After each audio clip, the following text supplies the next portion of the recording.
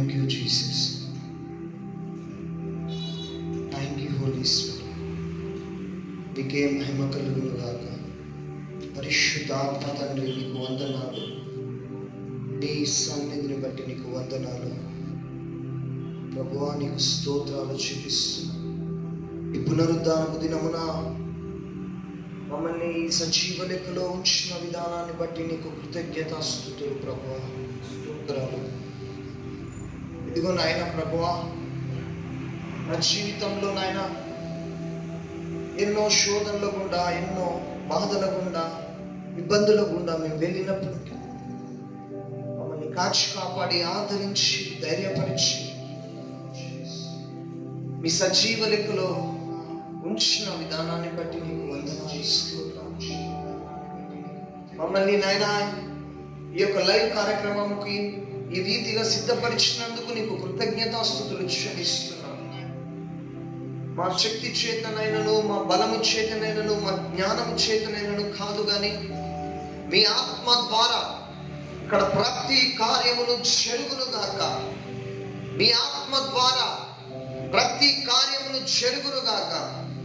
మీ ఆత్మ బలమును మాకు దయచేయండి ప్రభువా, మీ ఆత్మ బలమును మాకు దయచేయండి. పరిశుద్ధాత్మ తండ్రి, మిమ్మల్ని ఆహ్వానిస్తున్నాము, మిమ్మల్ని ఆహ్వానిస్తున్నాము నాయన. ఈ పునరుద్ధానపు దినంలో మిమ్మల్ని ఆహ్వానిస్తున్నాము. యాజకుడుగాను, నాయకుడుగాను, ప్రసంగికుడుగాను, కాపరిగాను మిమ్మల్ని ఆహ్వానిస్తున్నాము నాయన. పూర్తి సమయాన్ని ప్రభువా మీకు ఇస్తున్నాము నాయన. ఆటంకాల అభ్యంతరములన్నీ కూడా కొట్టివేయండి ప్రభువా. బలవంతుని యేసు నామములో బంధిస్తున్నాము ప్రభువా. ఎక్కడైతే నా నామమున 2 లేక 3 కూడి ఉందరో అక్కడ ఉంటానని సెలవిచ్చిన దేవుడవు. మీరు మా మధ్యలోకి రండి, మీరు మా మధ్యలోనికి రండి. Thank you Jesus, thank you Lord. ఓ జీసస్, అబ్రహాము, ఇస్సాకు, యాకోబు దేవుడా నీకు వందనాలు, స్తోత్రాలు, స్తోత్రాలు. మీ ఆత్మను మా మధ్యలో ఉంచినావు. ఇదిగో నాయన ప్రభువా, నోరుని బూరగా వాడుకోండి ప్రభువా. నా నోటిని ముట్టండి, బూరగా వాడుకోండి. థ్యాంక్ యూ జీసస్, నీకే మహిమ నాయన. హో రమశరకర సదల సకమహతుడి కాలి వండి షదీసలా షకమహస్యా కమాని రూబా షకాందురియాలబాసి. ఆత్మతోని మేము నింపబడాలి ప్రభువా. మీ ఆత్మతోని మేము నింపబడాలి, మీ ఆత్మతోని నింపబడాలి. ఆనాడు అపోస్తలులు ఆత్మ బలముతో మీ సువార్తను చెప్పినారు నాయన, మీ సేవలు చేసినారు. అటువంటి ఆత్మ అభిషేకము చేత మమ్మల్ని నింపండి. లైవ్ చూస్తున్న వారిని నింపండి. నీకే స్తోత్రాలు, నీకే వందనాలు. మీరు ముందుంది నడిపించమని ఈ లైవ్ కార్యక్రమం అంతా మీకు మహిమకరంగా జరిపించు నామంలో అడుగుచున్నాం తండ్రి, ఆమేన్. హల్లెలూయా. ఈ లైవ్ కార్యక్రమం చూస్తున్న ప్రతి విశ్వాసికి పేరు పేరున నా హృదయపూర్వక వందనాలు చెల్లిస్తున్నాను. మా సంఘం తరపున, మా కుటుంబం తరపున, మా సేవ తరపున అందరికీ కూడా హృదయపూర్వకమైన వందనాలు చెల్లిస్తున్నాను. దేవుడు మనల్ని గడిచిన వారము ఎంతగానో మనల్ని బలపరిచి, ఆయన ఆదరణ, ఆయన యొక్క కృప మనకి ఎల్లప్పుడూ కూడా ఉంటుంది. కాబట్టి మనం ఈ దినము సజీవ లెక్కలో ఆయన్ని చూస్తూ సంతోషిస్తున్నాం. హల్లెలూయా. అయితే దేవుడు ఈ యొక్క పునరుద్ధానపు దినమున మిమ్మల్ని దర్శించాలని ఆశపడుతున్నాడు. కాబట్టి అందరూ కూడా ప్రార్థనా పూర్వకంగా సిద్ధపడండి. ఆ పరిశుద్ధాత్మ దేవుడు మీతోని మాట్లాడాలని ఆశపడుతున్నాడు. ఈ దిన అంశము ప్రేమ స్వభావము. హల్లెలూయా. మనము చూసినట్లయితే మనం ఎన్నో స్వభావాలను చూస్తుంటాం. మనం మానవులని చూసినట్లయితే ఒక్కొక్క వ్యక్తి ఒక్కొక్క రకమైన స్వభావముతోనే ఇమిడి ఉంటాడు. హల్లెలూయా. మనిషి యొక్క స్వభావము అనేక విధాలుగా తప్పిపోతున్నప్పటికీ యేసయ్య ఆయనకున్న ప్రేమ వలన, ఆయన మన మీద చూపుతున్న ప్రేమ వలన తిరిగి మరలా ఆయన మన దగ్గరికి వస్తున్నాడు, ఆయన మనల్ని చేర్చుకున్నాడు. హల్లెలూయా.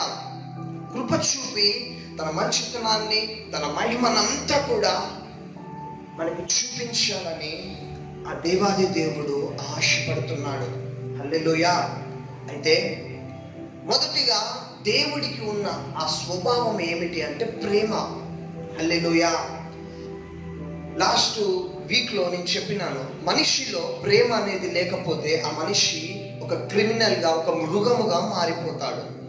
అదే దేవుని యొక్క ప్రేమ ఆ మనిషిలో ఉంటే ఆ మనిషి కూడా అతని స్వభావము కూడా ప్రేమగా మారిపోతుంది. హల్లెలూయా. అయితే ఈ దినము ఈ అంశం గురించి ప్రభు మీతోని, మీ సంఘంతోని, మీతోని మాట్లాడాలని ఆశపడుతున్నాడు. ఈ యొక్క స్వభావముకి, ఈ ప్రేమ అనే స్వభావము భూలోకం అంతటా కూడా యేసయ్య చూపించాడు. ఈ భూలోకంలో దేవుని యొక్క ప్రేమ నిలిచి ఉండాలి, వారి హృదయాలలో దేవుని యొక్క ప్రేమ నిలిచి ఉండాలని యేసయ్య ఆశపడుతున్నాడు. దేవుడు నిన్ను ఆయన ఆత్మతోని నింపి ప్రేమగా మలచడము అది దేవుని యొక్క చిత్తము. అయితే అపవాది అయిన సాతాను నీ హృదయంలో క్రీస్తు ప్రేమను ఉండనీయకుండా చేస్తున్నాడు.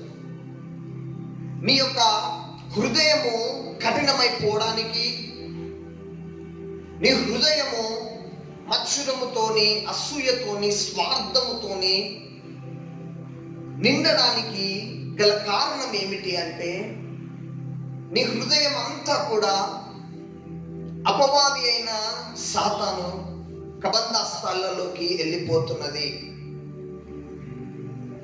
నీవు ఎంత ప్రార్థన చేసినా నీ యొక్క ఆత్మీయ జీవితంలో కొన్ని స్వభావాలు నీలో చనిపోట్లే. అది నీకు దానిని విడిచిపెట్టాలని ఎంతో ప్రయత్నం చేస్తున్నావు. ఆ యొక్క స్వభావము అది చెడు అని నీకు తెలుసు. పరిశుద్ధాత్మ దేవుడు బయలుపరుస్తున్నాడు. ఆ స్వభావము చెడు స్వభావము నాలో ఉన్నది. దాని నుండి నీవు బయటికి రాలేకపోతున్నావు.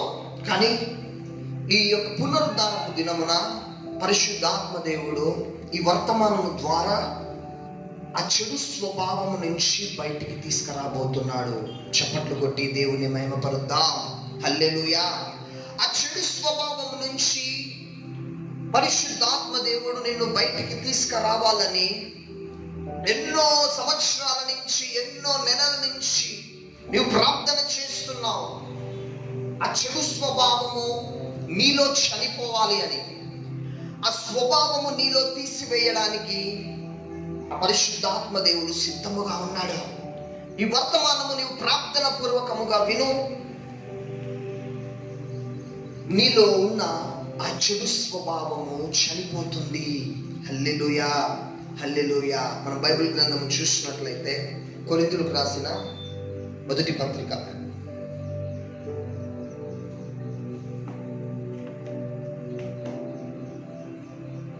కొరింథీయులకు రాసిన మొదటి పత్రిక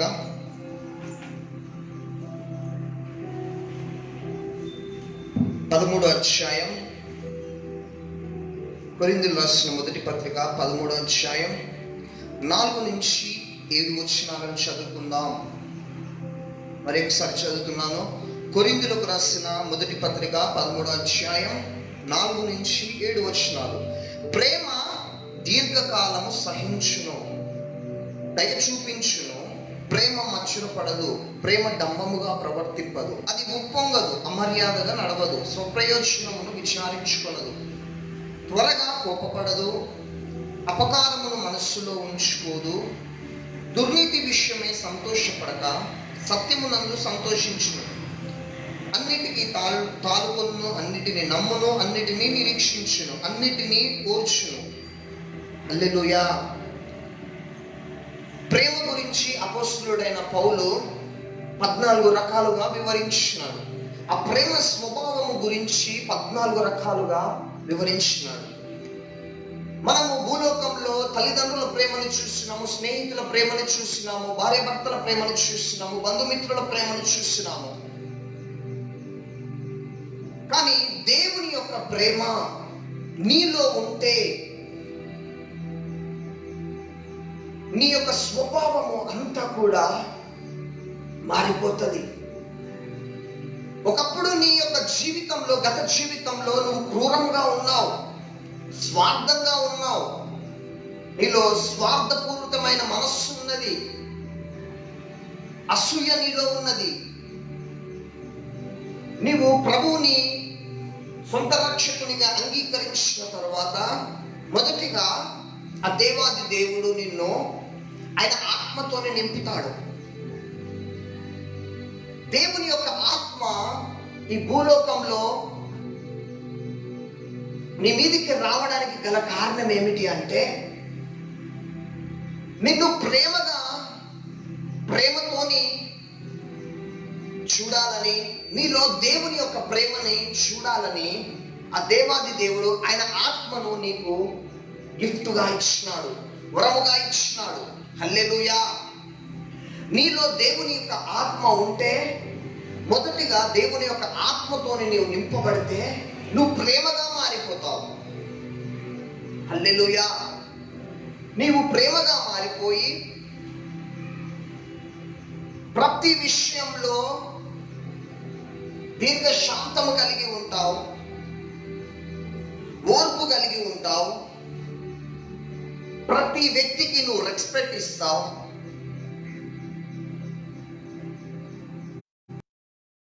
విషయంలో కూడా నువ్వు డంబముగా ప్రవర్తించావు, నువ్వు ఎవరి మీద అసూయ చూపించావు. హల్లెలూయా. కానీ కొంతమంది జీవితాలలో ఎదుర్కొంటున్నది ఏమిటి అంటే, నీవు సంఘంలో మంచి ప్రార్థన పరురాలు కావచ్చు, కానీ కొన్ని చనిపోట్లే, కొన్ని చెడు స్వభావాలు నీలో చనిపోట్లే. ఆ విషయంలో నీవు కఠినమైపోతున్నావు. అది నీ చేతులారా నీ ప్రార్థనతోని ఆ చెడు స్వభావం నుండి బయటికి రాగలుగుతావు. ఆ శక్తి దేవుడు నీలో పెట్టినాడు. కానీ ఆ చెడు స్వభావం నుండి నువ్వు బయటికి రాలేకపోవడానికి కారణం, నీ మనస్సుని అపవాదైన సాతాను వైపుకి మల్లుతున్నావు. ఆ విషయాన్ని నువ్వు జ్ఞాపకం చేసుకో. ఎందుకంటే నీవు దీర్ఘకాలము సహించగలగాలి, నీలో సహనం ఉండాలి, ఓర్పు ఉండాలి. దావీదుని మనము చూసినట్లయితే, దావీదు జీవితంలో అతను దేవుని యొక్క ప్రేమతో నింపబడ్డాడు. నింపబడినప్పుడు ఆయన గొప్ప చక్రవర్తిగా ఉన్నప్పుడు ఒక వ్యక్తి అతన్ని శపిస్తూ ఉంటాడు. చూద్దాము. సమూయేలు రాసిన 2వ గ్రంథం. అందరు బైబిల్స్ ఓపెన్ చేసినట్లయితే సమూయేలు రాసిన 2వ గ్రంథం 16వ అధ్యాయం.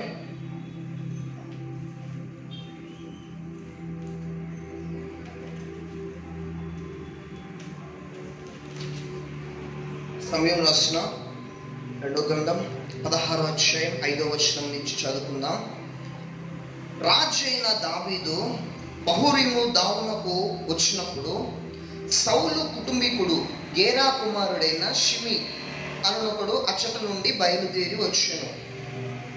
అతడు వెంట నడుచుచు దావీదుని శపించుచు జనులందరూ బలాఢ్యులందరూ దావీదు ఇరు పర్శ్వములు ఉండగా రాజైన దావీదు మీదను అతని సేవకులందరి మీదను రాళ్ళు రువ్వుచూ వచ్చాను.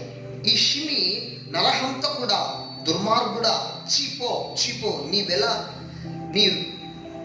నీ వెలవలమని నీవు వెళ్ళగొట్టిన సౌలింటి వారు హత్యను యెహోవా నీ మీదికి రప్పించి యెహోవా నీ కుమారుని చేతికి రాజ్యమును అప్పగించి ఉన్నాడు. నీవు నరహంతకుడవు గనుకనే నీ మోసములో నీవు చిక్కుబడి ఉన్నావని చెప్పి రాజును శపింపగా, సెరియా కుమారుడైన షెబియే, ఈ చచ్చిన కుక్క నా ఏలిన వాడు రాజువు నిన్ను శపింపనేలా, నీ చిత్తమైతే నేను వానిని చెరబోయి వాన తల ఛేదించి వచ్చేదను. జాగ్రత్తగా వినండి. అందుకు రాజు, సెరియా కుమారులారా, నీకును నాకును ఏవి పొందు, వారిని శపింపనీయుడి. దావీదును శపింపమని యెహోవాకు వానికి సెలవీయగా, నీవు ఇలాగు నేనెందుకు చేయుచున్నావని ఆక్షేపణ చేయగలవాడని చెప్పి అబ్షేబితోనూ తన సేవకులందరితోనూ పలికినదేమనగా, నా కడుపును పుట్టిన నా కుమారుడే నా ప్రాణము తీయజూచుచుండగా ఈ బెన్యామీనుడు ఈ ప్రకారం చేయట ఏమి ఆశ్చర్యము? వాని జోలి మానుడి, యెహోవా వానికి సెలవిచ్చి ఉన్నాడు గనుక వారిని శపింపనీయుడి. యెహోవా నా శ్రమను లక్ష్య పెట్టినేమో, వాడు పలికిన శాపమునకు బదులుగా యెహోవా నాకు మేలు చేయనేమో. హల్లెలూయా. ఇదంతా ఎందుకు చదివానంటే, అక్కడ షిమి దావీదుని శపిస్తూ ఉంటాడు. దావీదు ఒక ఆజ్ఞ వేయగానే అతని దగ్గర ఉన్న అనుచరులు ఆ షిమిని చంపేస్తారు. కానీ దావీదుకున్న మంచి స్వభావం ఏమిటి అంటే, తను శత్రువులను ప్రేమిస్తాడు, తన శత్రువుల కోసము ప్రార్థన చేస్తాడు. ఈ యొక్క షిమి శపిస్తూ ఉన్నాడు, ఘోరమైన మాటలు అంటూ ఉన్నాడు.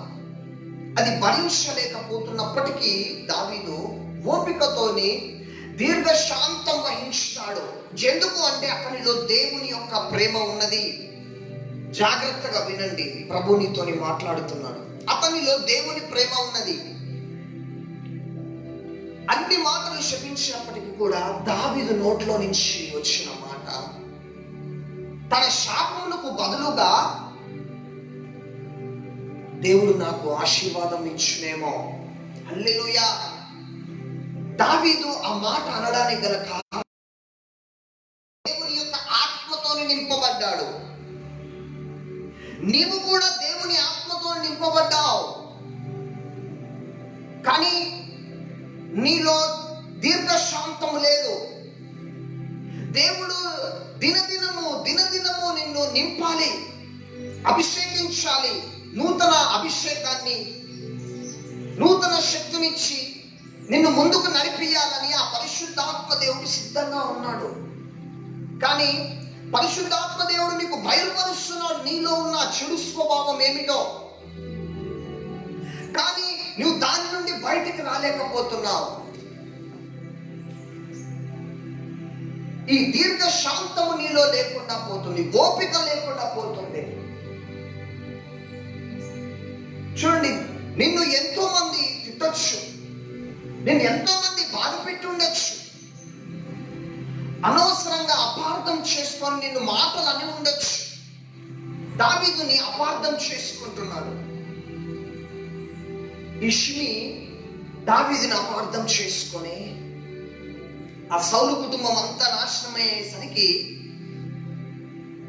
అతడు దావీదు మోసం చేశాడు, దావీదు కావాలని చంపేశాడని షిమి అనుకుంటున్నాడు. నీ జీవితంలో కూడా ఎంతో మంది నీకు షిమీలుగా కనపడొచ్చు. నేను ఎంతో మంది ఘోరముగా శపించొచ్చు, చావు పో అనొచ్చు, నీ బ్రతుకు ఎందుకు అని అనొచ్చు. నువ్వు ఇంట్లో ఖాళీగా ఉన్నావని నేను ఎంతో మంది ఇంట్లో వాళ్ళే నేను తిట్టొచ్చు, నేను అనవసరంగా కన్నా నేను అని మాటలు అని ఉండొచ్చు. దావీదు ఏం చేస్తున్నాడు? ఆ మాటలను బట్టి నాకు ఆశీర్వాదం వచ్చునేమో. హల్లెలూయా. ఈ మాటలను బట్టి నీ కుటుంబంలో నీ యొక్క జాబ్ చేస్తున్నప్పుడు నేను ఎంతో మంది తిట్టొచ్చు, ఇరుగు పొరుగు వారు నిన్ను నిందించవచ్చు, అపార్థం చేసుకోవచ్చు, అనేక రకాలుగా చెడ్డ మాటలు మాట్లాడవచ్చు. మాట్లాడొచ్చు. నువ్వేమంటున్నావు?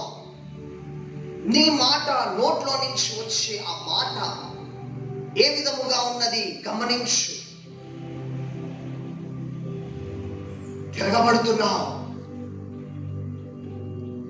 నీకున్న ఆ యొక్క ఆస్తిపాస్తులను చూసి మురిసిపోతున్నావు. నాకు ఇంత ఆస్తి ఉంది, నేను ఇంత పెద్ద ఉద్యోగం చేస్తున్నా, నన్ను అనే అంత కూడా అని మాట్లాడుతున్నావు.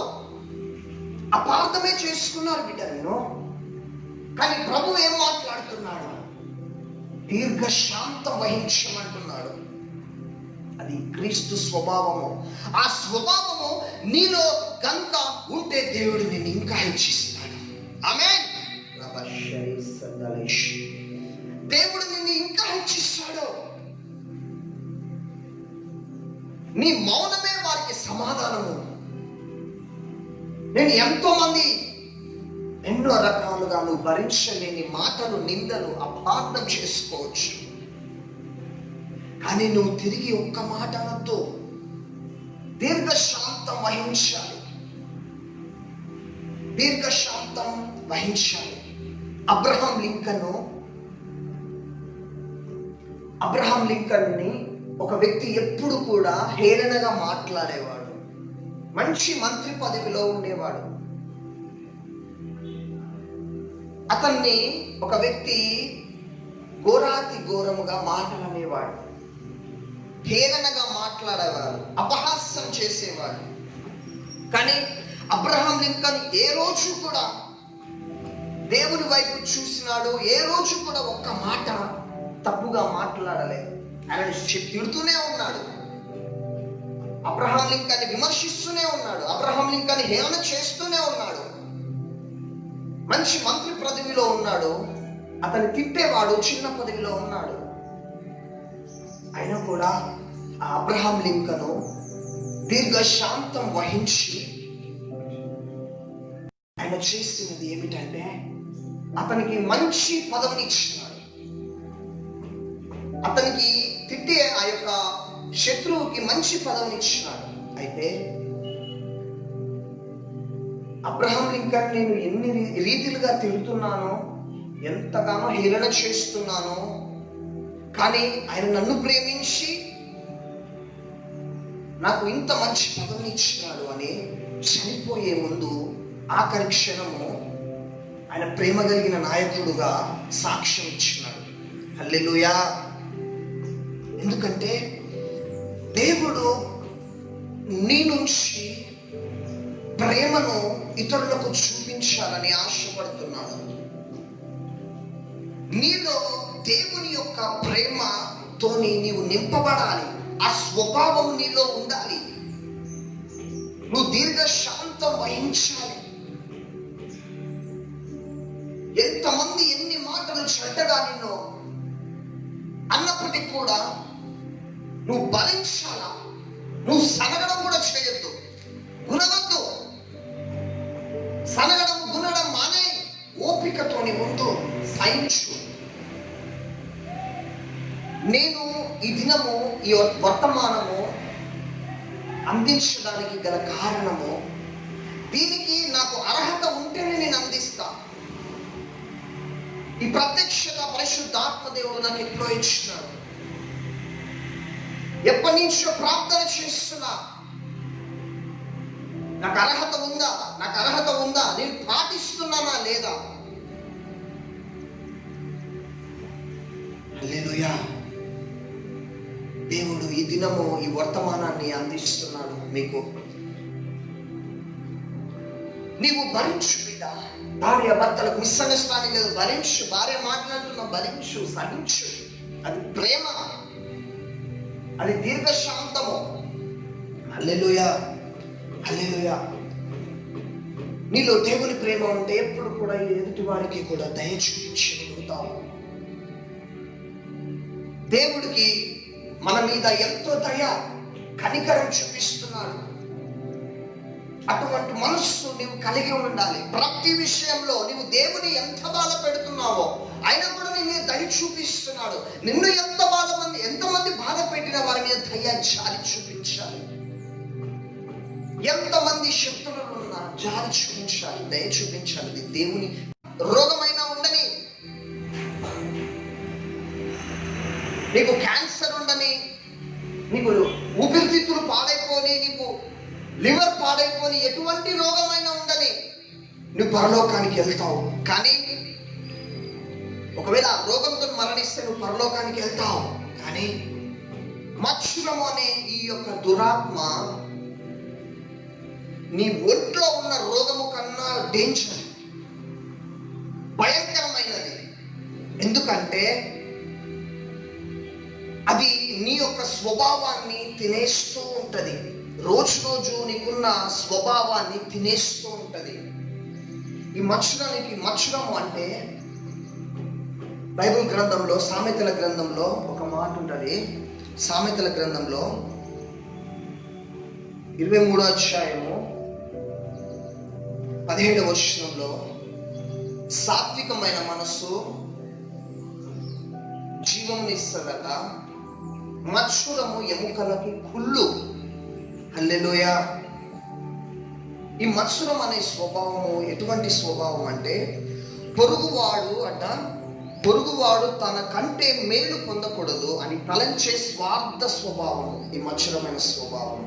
ఎదుటి వారు నీ చూసినప్పుడు వారిని ఓర్వరు, వారిని సహించరు. వారి ఆస్తిపాస్తులు, ధనధాన్యాలను చూసి నాకు లేవే అని అసూయ పెట్టుకునే స్వభావమే మత్సర స్వభావం. హల్లెలూయా. ఎదుటి వారిని చూసి అసూయపడి, వారికి అన్ని బంగళాలు ఉన్నాయి, అన్ని బిల్డింగ్స్ ఉన్నాయి, అంత మంచి జాబ్ ఉంది, నాకు లేదే అని నీలో నువ్వే ఎదుటి వారిని గురించి నువ్వు శపిస్తుంటావు చూడు, అది మత్సరమైన స్వభావం. వాళ్ళ గురించి నువ్వు కుళ్ళుకుంటావు. వాడు మంచి పొజిషన్లో ఉన్నాడు, ఒక వ్యక్తి మంచి పొజిషన్లో ఉన్నాడు, నీ వెంట ఉన్న వ్యక్తినే, నీ స్నేహితుడే గొప్పగా దీవించబడుతున్నాడు, మంచి ఉద్యోగం చేస్తున్నాడు, మంచి కారు అంటున్నాడు, మంచి ఇల్లు కడుతున్నాడు. కానీ వారిని బట్టి నువ్వు సంతోషించట్లేదు. ఎన్నోసార్లు నీకు తెలియకుండాను కుళ్ళుకుంటున్నావు. నాకు లేవేమో, నాకు లేవే అని అసూయ పడుతున్నావు, స్వార్థంగా ఆలోచిస్తున్నావు. ఇవన్నీ నీలో ఉన్నాయి అంటే నీలో మత్సరం ఉన్నది అని అర్థం.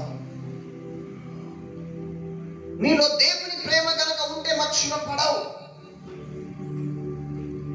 వారి యొక్క ఆశీర్వాదం, దేవుడు వారికి ఇచ్చిన ఆశీర్వాదాన్ని బట్టి నువ్వు దేవుని స్తుతిస్తావు. కానీ నీవు వారిని గురించి ఓర్వలేకపోతున్నావు, సహించలేకపోతున్నావు. ఎప్పుడు పంచాయతీ పెట్టుకుందామా అని చూస్తున్నావు, అనగదొక్కాలని చూస్తున్నావు. అది డేంజర్, భయంకరమైన దురాత్మ. అందుకే దేవుడు ఒక మాట అంటాడు, వ్యభిచారాన్ని క్షమిస్తాను కానీ వేషధారణ స్వభావం కలిగిన వారిని క్షమించాను. ఎందుకన్నాడు ఆ మాట? దానికి దీనికి చాలా దగ్గర సంబంధం ఉంది. నువ్వు ఎంత ప్రార్థన చేసినా నీలో మత్సరం అనే స్వభావము చనిపోవాలి. ఈ దినాలలో చాలా మంది వాళ్ళ గురించి వీళ్ళ గురించి ప్రార్థన చేస్తూ నీ గురించి నీవు ప్రార్థన చేయడం మానేస్తున్నావు. నీ కోసము, నీ ఆత్మీయ జీవితం కోసము ప్రార్థన చేసుకోవాలి. అపవాది చేయనీయడు. ఎందుకంటే నువ్వు పెద్ద తిమింగలానివి. నీ కోసం నువ్వు ప్రార్థన చేసుకుంటే నువ్వు ఆత్మీయ జీవితంలో దేవునితోని సమాధానముగా దగ్గరి సంబంధం కలిగి ఉంటే, నువ్వు ఎదుటి వారి గురించి ప్రార్థన చేస్తున్నప్పుడు ప్రతిదీ కూడా దేవుడు నీతోని మాట్లాడతాడు, బయలుపరుస్తాడు, సమాధానం వెంటనే వస్తుంది. హల్లెలూయా. ఎందుకంటే ఈ మత్సరం అనే స్వభావం మనలో ఉండకూడదు. హల్లెలూయా. కానీ ఎప్పుడైతే ఒక వ్యక్తిలోకి ప్రేమ అనేది ప్రవేశిస్తుందో, సూర్యుని వేడికి మంచు కరిగిపోయినట్లు ఆ వ్యక్తిలో అసూయ అనే స్వభావము కరిగిపోతుంది. ఎందుకంటే ఈ ప్రేమ అనే స్వభావము నీలో యాక్టివేట్ కావాలి. యాక్టివేట్ అయినప్పుడు నీలో ఉన్న చెడు స్వభావాలు అన్ని కూడా కరిగిపోతాయి.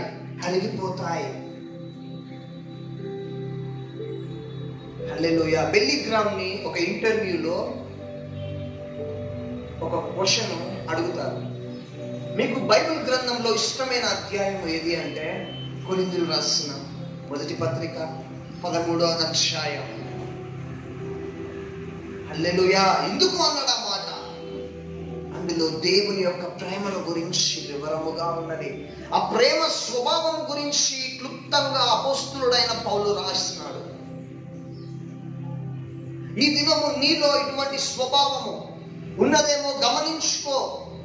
సంఘాలలో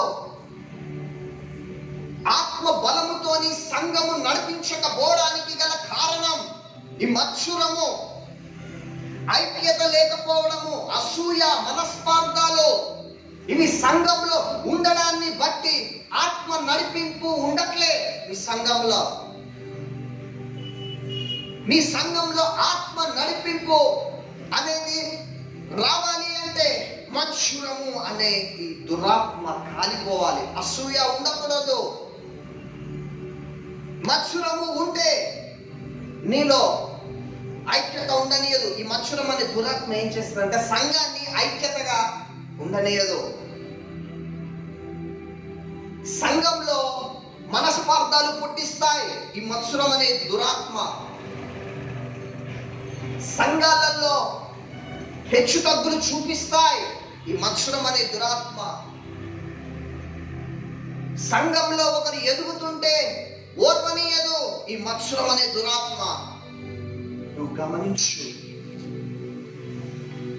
నీకు ఆత్మ నడిపింపు, ఆత్మ బలముతో నువ్వు ఎందుకు ముందుకెళ్ళలేకపోతున్నావు? నీలో మత్సరం అనే దురాత్మ ఇమిడిపోతుంది. అది రోజు రోజు నిన్ను కాల్చివేస్తుంది. రోజు రోజు కాల్చివేస్తుంది. అది డేంజర్, అది భయంకరమైనది. నువ్వు ఏ రోగంతో ఉన్నా బాధపడకు. ఎంత పెద్ద రోగం ఉన్నా బాధపడకు. దేవుడు ఖచ్చితంగా నేను మాన్పివేస్తాను. కానీ ఈ మత్సరం అనేది ఉంటే అది కాలిపోవాలని ప్రార్థన చేసుకో. నీకున్న చెడు స్వభావాల నుంచి బయటికి రావాలి అని నీ కోసం నువ్వు ప్రార్థన చేయి. నువ్వు 10 మంది కోసం నువ్వు ప్రార్థన చేస్తున్నావు, గొప్ప ప్రార్థన పరుడివే. నీ కోసం నువ్వు చేస్తున్నావా గమనించు. అక్కడనే నేను సాతాను బోల్తా కొడుతుంది. నువ్వు ఎంతమంది గురించి ప్రార్థన చేసినా, నువ్వు ఎంతమంది గురించి ఎన్ని గంటలు ప్రార్థన చేసినా ఆ చెడు స్వభావము చచ్చిపోవాలి. నీ కోసం నీవు ప్రార్థన చేసుకునే అనుభవం ఖచ్చితంగా ఉండాలి. ఒకసారి గమనించుకో. నీ కోసం నువ్వు చేస్తున్నావా? నీ ప్రాబ్లమ్స్ కోసమే చేస్తున్నావు, నీ కుటుంబం వాళ్ళ కోసమే చేస్తున్నావు. నీ ఆత్మీయ జీవితంలో చెడు స్వభావాలు ఉన్నాయి, అవి చచ్చిపోవాలి. ఆ చెడు స్వభావం నాకు ఉండకూడదు అని ప్రార్థన చేసుకోగలుగుతున్నావా? జ్ఞాపకం చేసుకో. హల్లెలూయా. ఎందుకు సంఘంలో ఐక్యత ఎందుకు ఉండట్లేదు?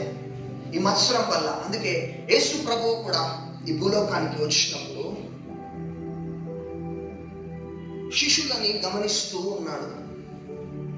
శిష్యులని గమనిస్తూ ఉన్నప్పుడు ఆ శిష్యులు యేసు ప్రభువు పక్కన కుడి వైపున నేను, ఎడమ వైపున నేను అని వాదించుకుంటున్నారు. హల్లెలూయా. కుడి వైపున నేను ఉండాలి, ఎడమ వైపున నేను ఉండాలని వాదించుకుంటూ ఉన్నారు. ఆ విషయము యేసు ప్రభువు గమనించి ప్రార్థన చేస్తారు వాళ్ళ కోసం. ఆ ప్రార్థన ఏంటో చూద్దాము. యోహాను సువార్త, అందరు బైబిల్ గ్రంథం ఓపెన్ చేసినట్లయితే యోహాను సువార్త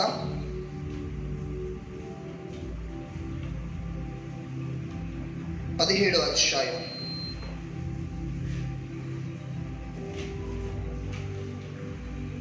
యోహాను సువార్త 17వ అధ్యాయం 21 నుంచి 23 వచనాలు. తండ్రి నా యందు నీవును, నీ యందు నేనును ఉన్నలాగున వారును మన యందు ఏకమై ఉండవలనని వారి వరకు మాత్రము నేను ప్రార్థించలేదు. వారి వాక్యము వలన నా యందు విశ్వాసం ఉంచి వారందరూ ఏకమై ఉండవలనని కొరకును ప్రార్థించుచున్నాను. మనము ఏకమై ఉన్నలాగున వారును ఏకమై ఉండవలనని నీవు నాకు అనుగ్రహించిన మహిమను నేను వారికి ఇచ్చితిని. వారి యందు నేనును నా యందు నీవును ఉండుట వలన వారు సంపూర్ణులుగా చేయబడి ఏకముగా ఉన్నందున నీవు నన్ను పంపితివనియు, నీవు నన్ను ప్రేమించినట్టే వారు కూడా ప్రేమించుతున్నావనియు లోకము తెలుసుకున్నట్లు నాకు అనుగ్రహించిన మహిమను వారికి ఇచ్చితిని. ఈ విధంగా శిష్యుల కోసం ప్రార్థన చేస్తున్నాడు యేసు ప్రభు. వాళ్ళు ఏకముగా ఉండాలి, వాళ్ళు ఏకమై ఉండాలి అని ప్రార్థన చేస్తున్నాడు. ఎందుకంటే వాళ్ళలో వేరియేషన్స్ చూస్తున్నాడు. వాదించుకుంటున్నారు. నేనంటే నేను, నేనంటే నేను, నేను గొప్ప అంటే నేను గొప్ప, కుడి వైపున నేను, ఎడమ వైపున నేను అని వాదించుకుంటున్నారు. కాదు ప్రభువా, వాళ్ళు ఏకమై ఉండాలని యేసు ప్రభు తండ్రికి ప్రార్థన చేస్తున్నారు. ఇదే దురాత్మ మీ సంఘంలో కూడా పనిచేస్తుంది. నేను గొప్ప అంటే నేను గొప్ప, నా చీర మంచిగా ఉందంటే నా చీర మంచిగా ఉంది, అదే చూసుకుంటున్నారు. నా ప్రార్థన గొప్పది, నా ప్రార్థన ద్వారా దేవుడు త్వరగా సమాధానం ఇస్తాడు. ఎదుటి వారిని చీట్ చేసి పడేస్తారు, చిన్న చూపు చూస్తారు. ఆమెకి ప్రార్థనే చేయనికి రాదు. ఇట్లా చేయ ప్రార్థన, ఆమెకి ప్రార్థనే చేయనికి రాదు. నేను ఎప్పటి నుంచో దేవుల్లో ఉన్నా, నేను ఎప్పుడో బాప్టిజం తీసుకున్నా, ఎన్నో ప్రసంగాలు విన్నా, ఎంతో వాక్యం చదివినా, నీ వాక్యం చూడకుండా కూడా చెప్పగలుగుతా. ఆమెకేమొచ్చు? ఆమెకేం రాదు. ఏం రానుల ప్రార్థన వింటాడు దేవుడు. వచ్చి దాన్ని ప్రార్థన చేస్తాడు చూడండి, ఆ ప్రార్థన దేవుడు వింటాడు. ఎందుకంటే హెచ్చుతగ్గులు ఉండొద్దండి మీ సంఘాలలో. అది డేంజర్. ఆ విధంగా ఉంటే అది ప్రేమను చూపించమనే దేవుడు చెప్తున్నాడు. వారిని కించపరచమని.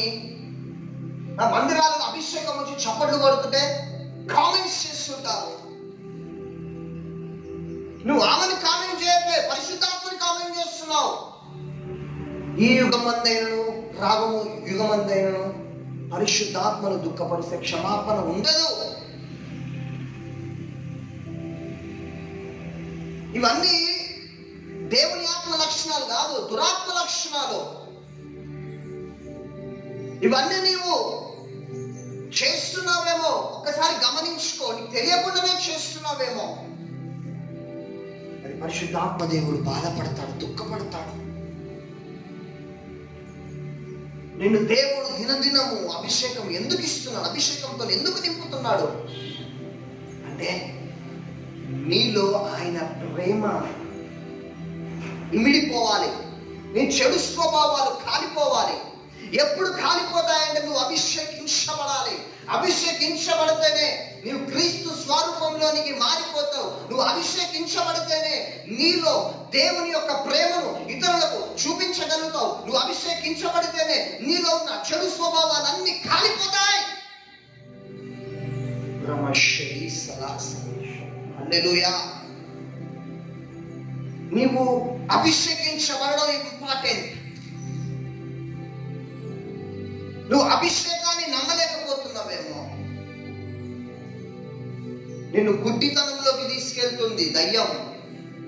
దురాత్మ నిన్ను గుడ్డితనంలోకి తీసుకెళ్తుంది, నమ్మనీయట్లే అభిషేకాన్ని. కానీ అపోస్తలుల నాటి కాలంలో ఏ అభిషేకం, ఏ ఆత్మ పని చేస్తుందో ఇప్పుడు ఈ దినాలలో ఈ నాటికి పని చేస్తుంది. ఇంకా బహుబలంగా పనిచేస్తుంది. నువ్వు వినియోగించుకోవట్లే, ఆత్మను ఆర్పేస్తున్నావు. ఎంతో మందిని డిస్కరేజ్మెంట్ చేస్తున్నారు. అట్లా ఎగరొద్దు బిడ్డ, అట్లా ఎగురుతామా నువ్వు? అది దయ్యం ఎగురుతుంది నీలో నుంచి. నమ్మదు, దేవుని ఆత్మనే అది. నేను అభిషేకిస్తున్నాడు.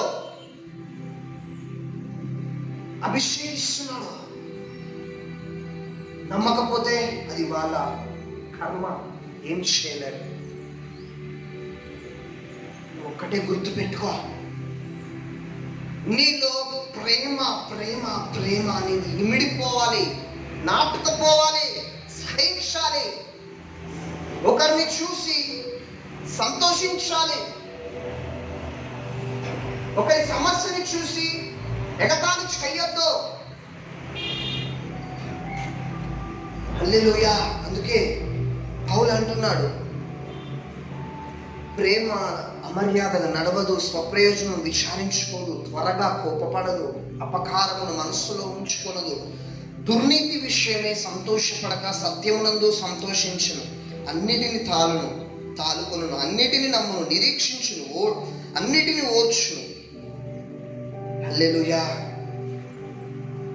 నీకు కోపము కూడా వస్తుంది. కోపం వస్తుంది బిడ్డ, ఉట్టిగానే కోపం వస్తుంది. సీరియస్ అవుతున్నావు. దేవుని ప్రేమ ఉంటే త్వరగా కోపపడదు. అది గమనించుకో. ఇంకా నువ్వు మార్చుకోవాల్సినవి ఉన్నాయి. ఎందుకు ఈ దినం ప్రభు మాట్లాడుతున్నాడంటే, దేవుని రాకడ సమీపిస్తుంది. నీ స్వభావము మార్చుకో. నీ స్వభావము మారిపోవాలి. అందరినీ గౌరవించడం నేర్చుకో. అందరికీ విలువ ఇవ్వడం నేర్చుకో.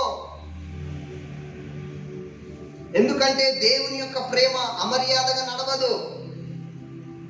అందరికీ రెస్పెక్ట్ ఇస్తుంది, అందరినీ మర్యాదగా భావిస్తుంది, మర్యాదగా చూస్తుంది. నీకు పెద్దలంటే రెస్పెక్ట్ లేకపోతే నీలో దేవుని ప్రేమ లేదు. నువ్వు చిన్నపిల్లలకి నువ్వు రెస్పెక్ట్ ఇవ్వకపోతే నీలో దేవుని ప్రేమ లేదు. దైవజనుడికి నీవు లోబడకపోతే ఆ మాటకి ప్రేమ లేదు. నాకే అన్ని తెలుసు అనుకోవడము అది దేవుని ప్రేమ కాదు. హల్లెలూయా. అందుకే నీలో నువ్వు ఇన్ని దినాలు ఎవరిని చూసి కుళ్ళుకున్నావో, ఎవరిని బట్టి అసూయపడ్డావో అది మార్చుకో అని ప్రభు నీతో మాట్లాడుతున్నాడు. ఎందుకంటే నేను యేసుని చాలా ప్రేమిస్తున్నాడు, అని నేను ఎంతగానో ప్రేమిస్తున్నాడు. నీలో ఆ చెడు స్వభావము చనిపోవాలి అని వెయిట్ చేస్తున్నాడు. నేను ఇంకా దేవుడు వాడుకోవడానికి ప్రార్థన చేసుకుంటున్నావా? వాడుకుంటాడు.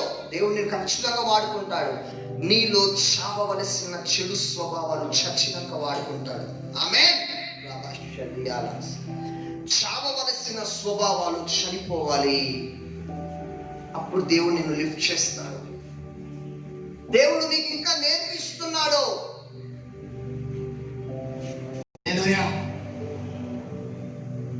నువ్వు ఇంకా మారక ముందుకే దేవుని సేవ చేయాలి. ప్రభువా, నేను మీ సేవ చేయాలి. ఓకే, చేస్తావు. ఇంకా నీ టైం ఎందుకు రాలే? ఇంకా నా బిడ్డ ఇంకా మారేది ఉన్నది, కొంచెం మారేది ఉన్నది, అందుకే ఎదురు చూస్తున్నా అని ప్రభు మాట్లాడుతున్నాడు. హల్లెలూయా. ఎందుకంటే అపవాదైన సాతాను నీకున్న మంచి మనస్సుని, నీలో ఉన్న దేవుని యొక్క ప్రేమను తుడిచివేయాలని చెడు స్వభావాలను నింపుతుంటాడు. ఆ చెడు స్వభావాల నుంచి పుట్టినదే భయంకరమైనది మత్సరము. మత్సరంలో అసూయ, స్వార్థము, ఓర్వలేని తనము ఉంటాయి. ఈ మూడు కలిపితేనే మత్సరము. అది ఎముకలకి కుళ్ళు పుట్టిస్తుంది. ఆ విషయాన్ని జ్ఞాపకం చేసుకో. సంఘంలో ఏకంతో ఉండాలి. హెచ్చు తగ్గులు ఉండకూడదు. అందరూ సమానమే. అందుకే దేవుడు ఒక్కొక్కరికి ఒక్కొక్క తలాంతు ఇచ్చినాడు సంఘంలో. ఒకరికి ప్రవచనం అని, ఒకరికి దర్శనాలు, భాషలకు అర్థం చెప్పువరం ఎందుకు ఇచ్చినాడు? అందరూ దేవుడికి సమానమే. నిన్ను దేవుడు ఎట్లా ప్రేమిస్తున్నాడో నీ ప్రక్కన వాళ్ళని కూడా అదే విధంగా ప్రేమిస్తున్నాడు. కానీ నీకెందుకు అంత హెచ్చు తగ్గులో? ఆ స్వభావం నుండి బయటికి రావాలి. అందరి ఈక్వలే. అందరి చేతుల్లో దేవుడు అందరినీ వాడుకుంటాడు. అందరినీ దేవుడు సమానంగా చూస్తున్నాడు. అందుకే నీ జీవితం అంతా ఇంకా కూడా మారిపోయి క్రీస్తు స్వభావంలోకి, ప్రేమ అనే స్వభావంలోకి నువ్వు వెళ్ళిపోవాలి. నువ్వు పుట్టినప్పటి నుంచి కూడా ఏ స్వభావంతో ఉన్నావో, ఎన్నో రకరకాల స్వభావాలు. మన మామిడి చెట్టును చూసినప్పుడు ఆ మామిడి చెట్టు మామిడి కాయలు ఇస్తుంది. దానిమ్మ చెట్టు చూసినప్పుడు అది దానిమ్మ కాయలే ఇస్తుంది. నిమ్మకాయ చెట్టు చూసినప్పుడు అది నిమ్మకాయలే ఇస్తుంది. నువ్వు క్రీస్తు అనే యేసుక్రీస్తుకి నువ్వు సహవాసం చేస్తే నువ్వు ప్రేమ అనే పండ్లే నీలో కనపడతాయి. ప్రేమ స్వభావమే నీలో కనపడుతుంది. ప్రేమ స్వభావమే నువ్వు చూపిస్తావు ఇతరులకి. దావీదు దేవుడితోని సహవాసం చేస్తున్నాడు, ప్రేమ అనే పంట కోస్తున్నాడు. పౌలు దేవునితో సహవాసం చేసినాడు, ప్రేమ అనే పంట కోసం. నువ్వు దేవునితో సహవాసం చేస్తున్నావు, నువ్వు కూడా భవిష్యత్తులో ప్రేమ అనే పంట కోస్తావు. హల్లెలూయా. నేను గొప్ప అంటే నేను గొప్ప అని ఉండకూడదు. నువ్వు ఆ సేవకుడే గొప్ప, నేనే గొప్ప, ఆ సేవకుడు కన్నా నేనే గొప్ప, నా మందిరానికి ఎక్కువ మంది వస్తున్నారు అని అనుకోవద్దు. ఎవరి పిలుపు వారిది, ఎవరి ప్రత్యేకత వారిది. దైవజనులు అందరూ దైవజనులే. దేవుడు సమానంగానే చూస్తున్నాడు. కారులో వచ్చిన దైవజనుడిని, సైకిల్ మీద వచ్చిన దైవజనుడిని దేవుడు ఇద్దరిని ఈక్వల్ గా చూస్తున్నావు. సైకిల్ మీద వచ్చే దైవజనుడిని, బైక్ మీద వచ్చే దైవజనుడిని, కారులో వచ్చే దైవజనుడిని నీ ఇంటికి నువ్వు ఆహ్వానించినప్పుడు ఏం చేస్తున్నావు? ఏ విధంగా రెస్పెక్ట్ ఇస్తున్నావు? నువ్వు ముగ్గురిని ఒకే విధంగా చూడట్లే. ఆయన కారులో వచ్చినాడు కదా, ఈయన బైక్ లో వచ్చినాడు కదా, చూసి నువ్వు విలువనిస్తున్నావు. అది పరిశుద్ధాత్మ మనస్సు కాదు. దైవజనులందరూ దైవజనులే. ఆ విషయాన్ని జ్ఞాపకం చేసుకోండి బిడ్డ. అందరూ గొప్పోళ్ళే, అందరూ ఉన్నతమైన స్థానంలో నిలబడే వాళ్ళే. నీలో ఆ చెడు స్వభావము ఉండడంను బట్టి, నువ్వు ఎదుటి వారిని బట్టి, దైవజనుని బట్టి, ఆ దైవజనుడి కంటే నేనే గొప్పడని నువ్వు హృదయంలో ఎప్పుడైతే తలుచుకుంటున్నావో నీ స్థితి అక్కడనే ఉండిపోతుంది. నీ స్థితి అక్కడనే ఉండిపోతుంది. నువ్వు అందరినీ సమానంగా చూస్తే దేవుడు నేను హెచ్చిస్తాడు, గొప్పగా హెచ్చిస్తాడు. ఒక చిన్న చెడు స్వభావం చాలు నువ్వు అక్కడనే ఆగిపోవడానికి. నువ్వు అందరినీ సమానంగా చూడాలి, సమానంగా ప్రేమించాలి. డబ్బు ఉన్న వాళ్ళైనా డబ్బు లేని వాళ్ళైనా అందరినీ ఈక్వల్ గా చూస్తేనే నిన్ను దేవుడు హెచ్చిస్తాడు. ఉన్నతమైన స్థానంలో దేవుడు నేను చూస్తాడు. హల్లెలూయా. అందుకే నీలో ప్రేమ స్వభావం అనేది కనపడాలి.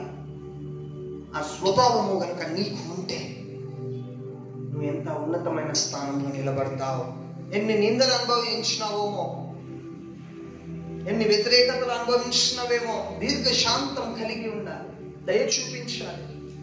ఏ విషయంలో మర్చిపడద్దు, మర్యాదపూర్వకంగా నడుచుకోవాలి, డంబముగా ప్రవర్తించకూడదు.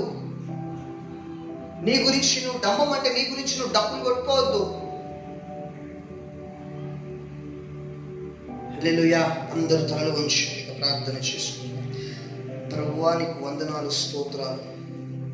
ఇదిగో నాయన, ఈ దినము ఎంతమందితోనైతే మాట్లాడినావో ఈ యొక్క వర్తమానం అందరికీ చేరేలా కృప చూపండి. బిడ్డలతో మీరు మాట్లాడిన విధానాన్ని బట్టి నీకు కృతజ్ఞతాస్తుతులు ప్రభువా. జీసస్, ఇదిగో నాయన, వారి చెడు స్వభావాలు వాళ్ళలో ఏమున్నాయో ఆ స్వభావం నుంచి బయటకు వచ్చేలాగున కృప చూపండి ప్రభువా. వాక్యం, ఈ యొక్క వాక్యం స్థాపాన్ని ఎత్తుకపోకుండా వారి హృదయంలో నిలిచి ఉండేలాగా సహాయం చేయండి.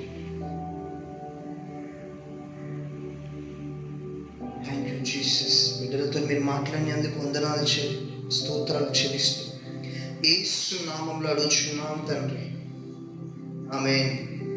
మన తండ్రి అయిన దేవుని ప్రేమ, కుమారుడైన యేసు క్రీస్తు కృప, పరిశుద్ధాత్మ సన్నిధి, సమాధానము మీకు మీ కుటుంబాలకి రాకడ పర్యంతరం వరకు తోడై ఉండి నడిపించును గాక. ఆమేన్. ఈ లైవ్ చూస్తున్న వారంతా కూడా దయచేసి షేర్ చేయండి, కామెంట్ చేయండి. దేవుడు నీతో ఎక్కడ మాట్లాడినాడో ఆ విషయాన్ని నువ్వు కామెంట్ రూపంలో చేయండి. అనేకులకు ఈ వర్తమానాన్ని షేర్ చేయండి. తద్వారా దేవుడు మిమ్మల్ని, మీ కుటుంబాన్ని దీవించి ఆశీర్వదించును గాక. ఆమేన్, ఆమేన్, ఆమేన్. Praise the lord.